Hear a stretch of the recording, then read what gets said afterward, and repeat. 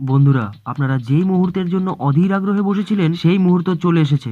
হ্যাঁ বন্ধুরা, IPL season 17 তারিখ ঘোষণা হয়ে গেছে। এই বছর 22শে মার্চ থেকেই শুরু হয়ে যাবে আইপিএল সিজন 17, যা 26শে মে পর্যন্ত চলবে। আর বিসিসিআই এও ঘোষণা করে দিয়েছে তারা নাকি ফেব্রুয়ারি মাসের মধ্যেই আইপিএল এর পুরো ম্যাচ শিডিউল প্রকাশ করে দেবে। আর অন্যদিকে 5ই জুন টি-20 বিশ্বকাপে ভারত প্রথম ম্যাচ খেলবে আমেরিকায়। তার মানে আইপিএল শেষ হওয়ার মাত্র 10 দিন পরেই ভারতীয় টিম টি-20 বিশ্বকাপ খেলবে। আর এবারের আইপিএল এর সবগুলি ম্যাচ ভারতের 12টি শহরে খেলা হবে। প্রত্যেকবারের মতো এবারও আইপিএল এ 10টি টিমই থাকবে। আর প্রত্যেকবারের মতোই প্রত্যেকটি টিম নিজের ঘরেও ম্যাচ খেলবে এবং ঘরের বাইরেও ম্যাচ খেলবে। তবে এবারের আইপিএল এর 10টি টিমকে 2টি গ্রুপে ভাগ করে দেওয়া হবে 5টি করে। প্রত্যেকটি গ্রুপের টিম নিজেদের গ্রুপের টিমের সাথে 2টি করে ম্যাচ খেলবে এবং অন্য গ্রুপের টিমের সাথে 1টি করে ম্যাচ খেলবে, যার ফলে প্রত্যেকটি টিমকে 14টি করে ম্যাচ খেলতে হবে। তারপর পয়েন্টস টেবিলের সেরা 4টি টিম সেমিফাইনালের জন্য কোয়ালিফাই করবে।